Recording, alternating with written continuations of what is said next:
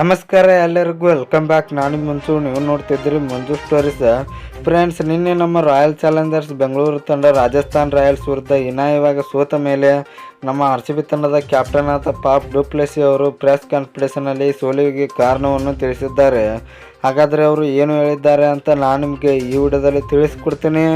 ಅದಕ್ಕಿಂತ ಮುಂಚೆ ನೀವೇನಾದರೂ ನಮ್ಮ ಚಾನಲ್ಗೆ ಹೊಸಬ್ರಾಗಿದ್ದರೆ ತಪ್ಪದೆ ಸಬ್ಸ್ಕ್ರೈಬ್ ಮಾಡಿ, ಹಾಗೆ ಪಕ್ಕದಲ್ಲಿರೋ ಬೆಲ್ ಐಕಾನ್ ಪ್ರೆಸ್ ಮಾಡಿ, ಆಲ್ ಒಂದು ಸೆಲೆಕ್ಟ್ ಮಾಡಿ.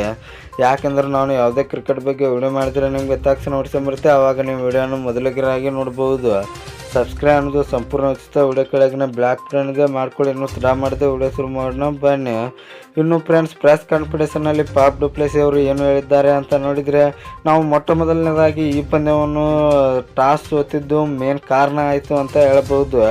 ಈಗ ಗ್ರೌಂಡ್ನಲ್ಲಿ ನಾವು ಕೂಡ ಚೇಂಜಿಂಗ್ ಮಾಡಿದರೆ ಆರಾಮಾಗಿ ಗೆಲ್ತಾ ಇದ್ವಿ.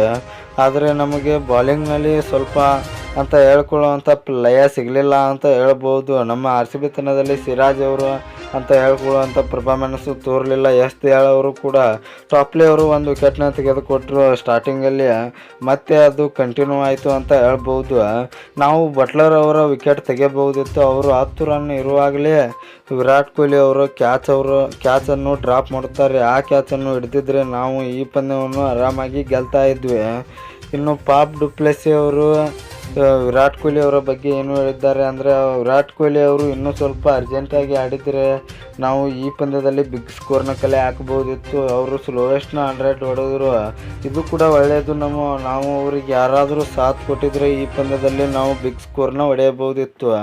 ಇನ್ನು ಫ್ರೆಂಡ್ಸ್, ನಿಮ್ಮ ಪ್ರಕಾರ ಈ ಪಂದ್ಯದ ಸೋಲಿಗೆ ಕಾರಣ ಏನು ಅಂತ ಕಮೆಂಟ್ ಬಾಕ್ಸಲ್ಲಿ ಕಮೆಂಟ್ ಮಾಡೋದ್ರ ಮೂಲಕ ತಿಳಿಸ್ಕೊಡಿ. ಇನ್ನು ನಿಮಗೆ ಇದೇ ರೀತಿ ನಮ್ಮ RCB ಮತ್ತು ಕ್ರಿಕೆಟ್ ಬಗ್ಗೆ ಅಪ್ಡೇಟ್ಸ್ ಬೇಕಾದರೆ ನಮ್ಮ ಚಾನಲ್ ಲೈಕ್ ಮಾಡಿ, ಶೇರ್ ಮಾಡಿ, ಸಬ್ಸ್ಕ್ರೈಬ್ ಮಾಡಿ, ಬೆಲ್ ಐಕನ್ನು ಆನ್ ಮಾಡ್ಕೊಳ್ಳಿ. ಕ್ರಿಕೆಟ್ ಬಗ್ಗೆ ಜಾಸ್ತಿ ಅಪ್ಡೇಟ್ಸ್ ಬರ್ತಾ ಇರುತ್ತೆ, ಅದಕ್ಕೆ ಸಬ್ಸ್ಕ್ರೈಬ್ ಮಾಡ್ಕೊಳ್ಳಿ. ನಮಸ್ಕಾರ ಫ್ರೆಂಡ್ಸ್.